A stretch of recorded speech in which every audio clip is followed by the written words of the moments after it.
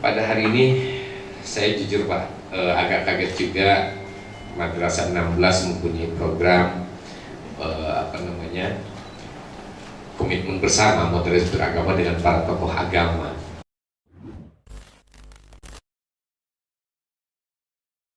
Assalamualaikum warahmatullahi wabarakatuh. Halo semua, berjumpa lagi dengan saya Saza Aurelia dari tim jurnalistik 16 Jakarta.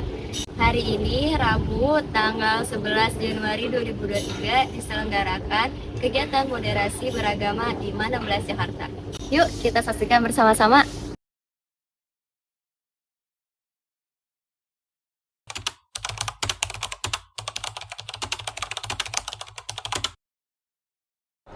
Moderasi beragama adalah cara pandang, sikap, perilaku beragama dengan cara mengejawantahkan ajaran agama, tentunya dari perspektif dengan cara keadilan untuk kemaslahatan ummah demi terjaganya NKRI.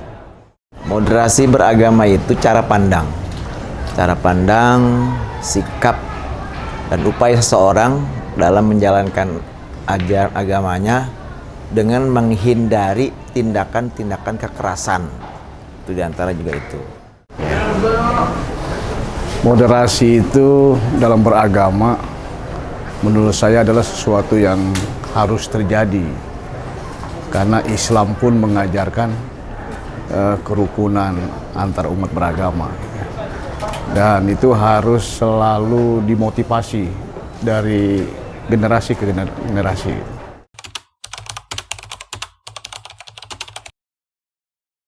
Nah, tentu untuk menjadi semangat harus membuat trigger-triggernya, pemicu-pemicunya.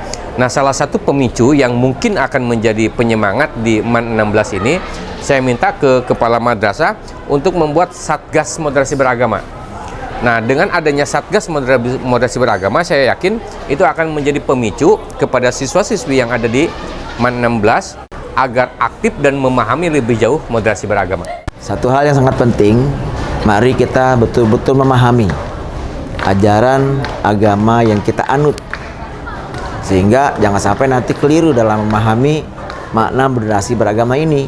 Bukan menyamakan semua agama, tetapi bagaimana caranya agama yang ada di Indonesia ini bisa masing-masing umatnya beribadah sesuai dengan keyakinan dan agamanya masing-masing. Untuk generasi muda, menurut saya anak muda itu kan barometer kemajuan suatu bangsa itu sangat bergantung kepada anak muda.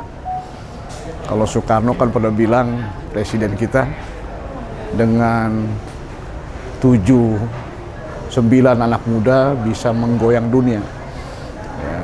Sementara moderasi agama ini pondasi untuk kekuatan bangsa, terutama di Indonesia.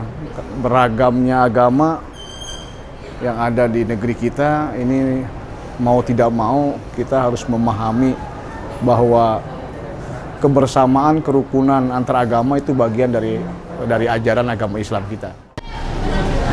Ya, mulai dari masa muda kita sekarang ini harus bisa menyelesaikan diri, satu, belajar banyak, bahkan bisa rukun dengan dengan semua etnis atau suku siapa saja. Saya kira ke depan generasi muda sekarang ini bisa jadi panutan lah untuk bangsa dan negara kita. Pesan penyemangat untuk generasi muda, janganlah kita mencela atau mencemooh yang lain. Kalau kita mencela atau mencemooh yang lain, itu sama saja kita mencela atau mencemooh diri sendiri. Dalam arti kata, apabila kita ingin dihormati, kita pun harus menghormati juga. Jadi walaupun kita sebagai penerus, kita harus tetap semangat dalam persatuan dan kesatuan agar generasi kita yang ke depan itu mempunyai persatuan, kesatuan, dan toleransi yang baik. Pesan bagi generasi muda, khususnya siswa-siswi di Madrasah Alia Negeri 16 Jakarta, Jadi dengan keberadaan saya di sini yang berbeda keyakinan dengan kalian semua ya tentunya yang majority Muslim dan saya non Muslim di sini.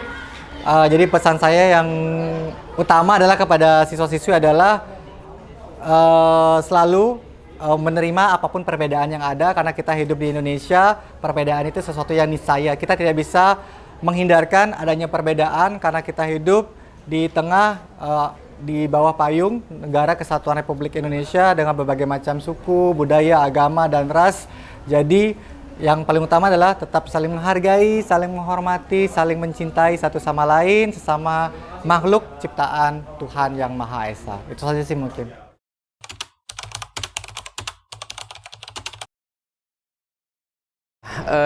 Ketika Bapak Menteri Agama diminta Presiden untuk mengomandai Kementerian Agama, Bapak Jokowi mengharapkan kepada Gus Menteri untuk menjaga kerukunan umat beragama. Nah, kerukunan ini penting nggak? Karena Indonesia ini kan sangat multikultural. Agama-agama semua ada di Indonesia dan lain sebagainya.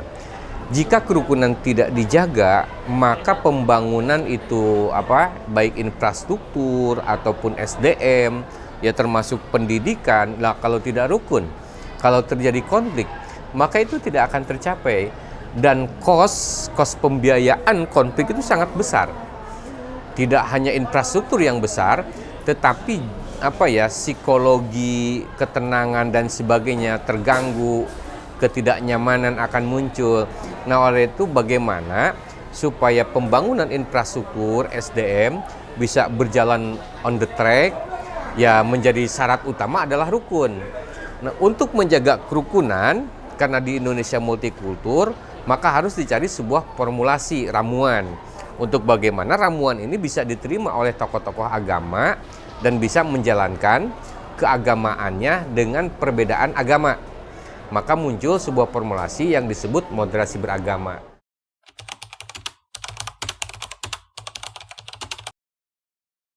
Baik, sebagai pendidik, khususnya sebagai guru bahasa Jepang di Madrasah Alia Negeri 16 Jakarta, cara saya untuk bagaimana menyalurkan nilai-nilai moderasi beragama kepada siswa adalah tidak secara gamblang gitu ya, memberikan kepada siswa, tapi secara bagaimana saya memberikan pengajaran kepada mereka diselipkan dengan nilai-nilai moderasi beragama itu sendiri. Yaitu salah satu contohnya yang sudah saya terapkan, yaitu bagaimana saya memandang peserta didik saya meskipun berbeda keyakinan dengan saya, namun saya tidak pernah mendiskriminasikan mereka, tidak pernah dalam artian meskipun kita berbeda, tapi saya ingat dengan tugas saya di sini sebagai guru, yaitu sebagai pengajar, sebagai pendidik di sini. Jadi saya menjalankan tugas saya dengan penuh profesionalisme dan tidak bersikap diskriminatif. Jadi itu yang nilai-nilai yang saya ajarkan kepada siswa di Madrasah Alia Negeri 16 Jakarta.